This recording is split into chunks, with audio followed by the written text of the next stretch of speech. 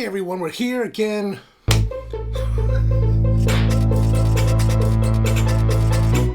Alright, we're here with a new video about freezing your coffee. So what we're doing today, it is now April 19th, and I have received this coffee from George Howell Coffee.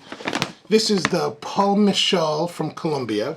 I got this during the SCA Expo. They were kind enough to give me this big old bag. It was roasted on April 1st, 2022. The idea with this video is that we're gonna take this coffee, cup it today, give it a critical score, then we're gonna fast forward 6 months and cup it again with a different set of judges and see how it does, right? According to the label, it's from Colombia. It has tasting notes of pineapple, green grape, and chocolate.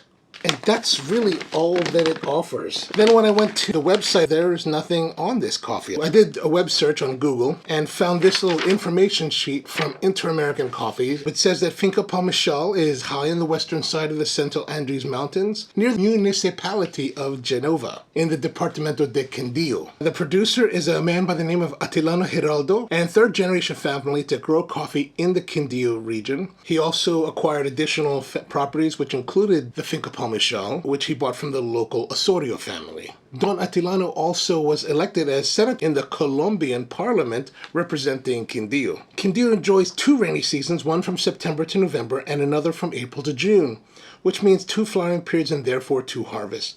The latter is considered the mitaca, but production here is evenly split between the seasons and coffee is picked nearly all year long. So the Finca Palmichal includes 53 hectares of coffee trees, or approximately 350,000 trees, spaced about 1 to 1.5 meters apart. Again, this is just some information for Inter-American. It's a little bit dated. It's September 2017, so it's a little bit older. And so we're doing kind of an intermediate cupping, meaning that we're using 3 samples of the coffee.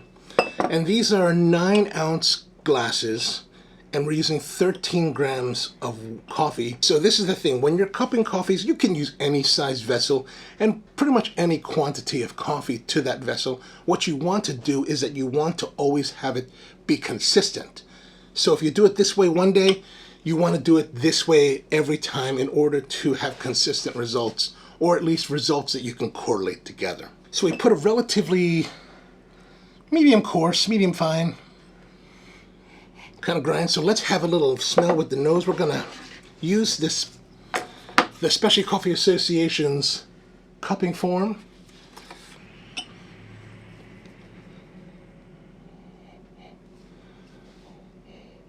So the dry fragrance has some nice light citrusy notes, warm earth. It's pleasant.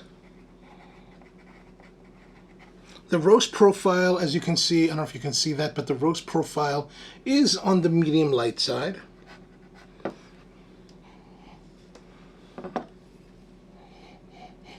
The fragrance throughout the 3 cups is consistent, and as well as the roast profile is very consistent.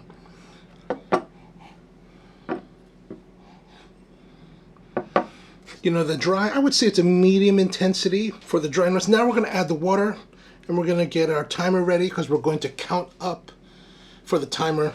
And then we're going to pour all the water into the 3 cups in one swoop. And we want to do it in one motion. We don't want to stop in the middle of a cup.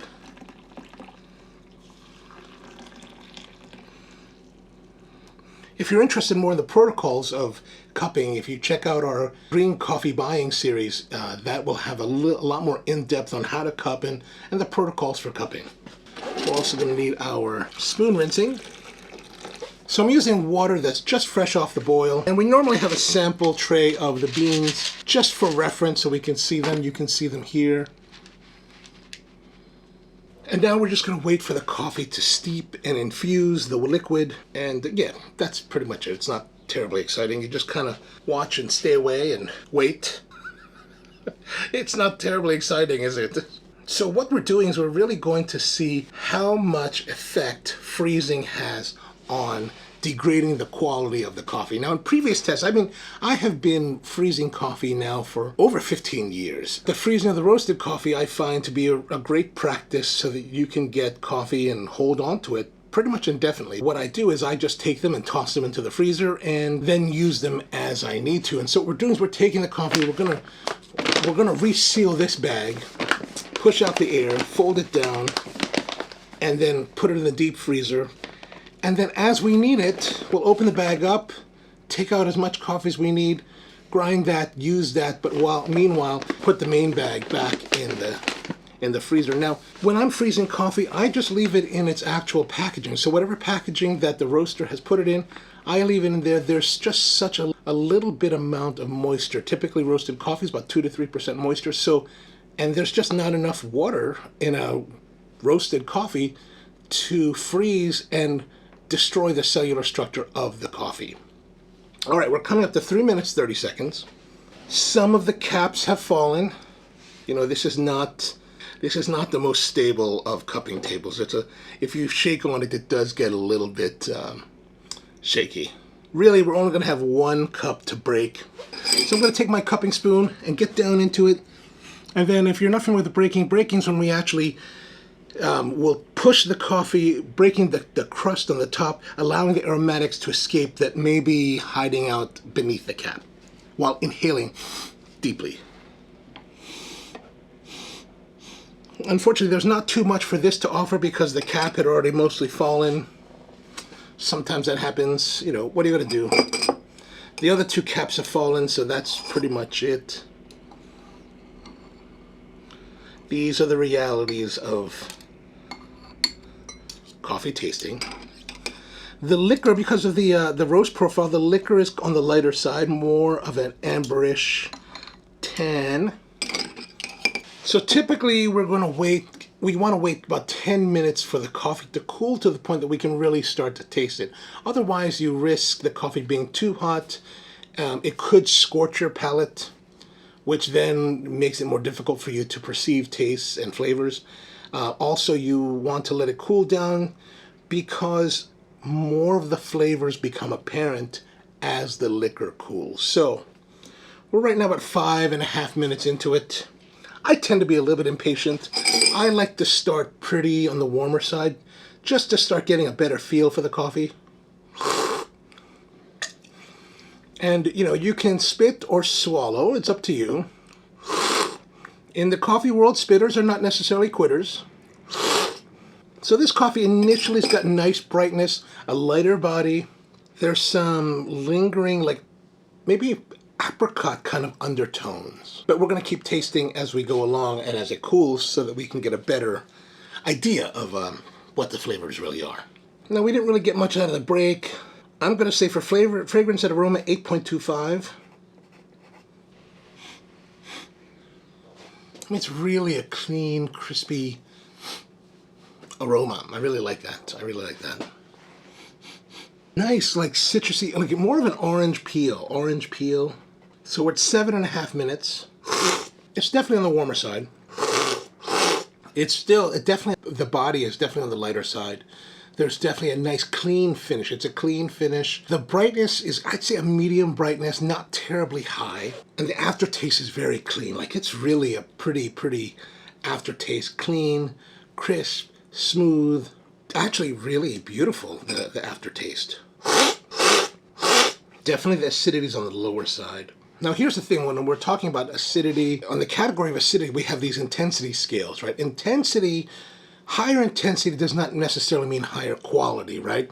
Just because it's high in intensity or low in intensity doesn't mean that it's a better quality or lower quality. It's just intensity.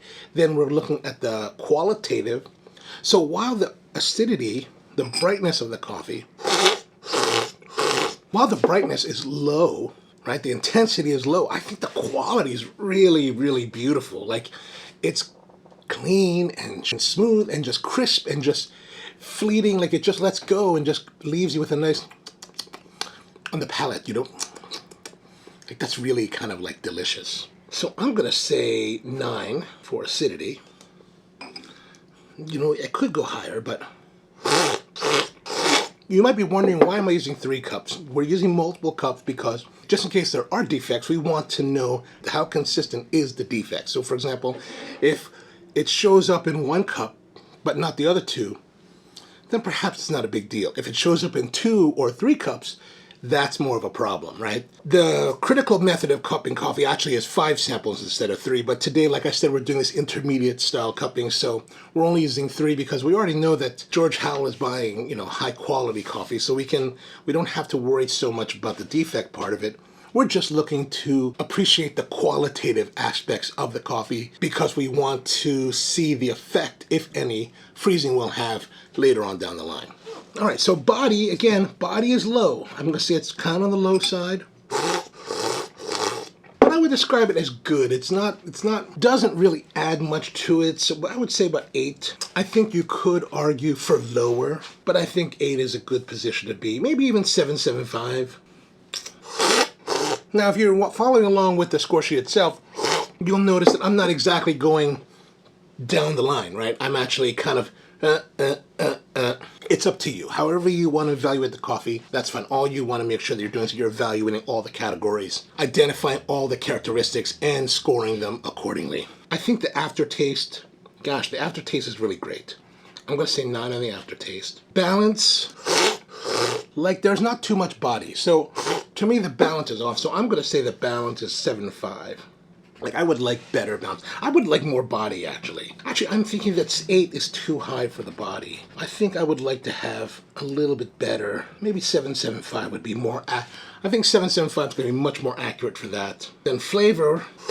So there's some citrus, maybe a light pineapple, a little bit of spice, actually, at that last one. So apricot, citrus, pineapple, spice. But what kind of spice was that? Maybe like a nutmeg. The flavors aren't really distinct or brilliant.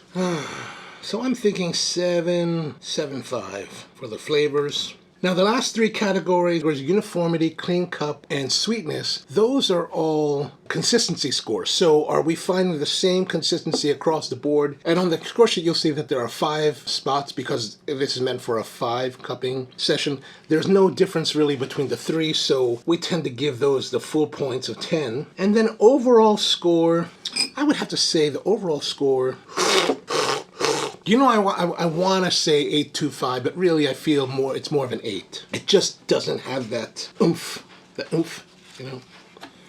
All right, so now we've got all of our scores here. You can kind of see them right there. So we're going to calculate those up. 87.25. There were no taints or faults, so there will be no penalties there. So 87.25, then that's a great score. A beautiful coffee. It's really quite excellent. So if you're interested, I don't know if George Howell has this on their website. They didn't have it when I was looking. Maybe you could call them and ask them. But this is the Palmichal from Colombia, from Quindío. Definitely nice tropical fruit notes. Beautiful, like finish. Aftertaste is beautiful. Low body, low acidity, but nicely done overall. It's a nice, refreshing, juicy drinking kind of cup. What we're going to do now is we're going to take this bag, put it in the deep freeze, and wait 6 months, and in 6 months' time, we're going to come back, cup it again, and see how it does. So yeah, there it is. Ciao!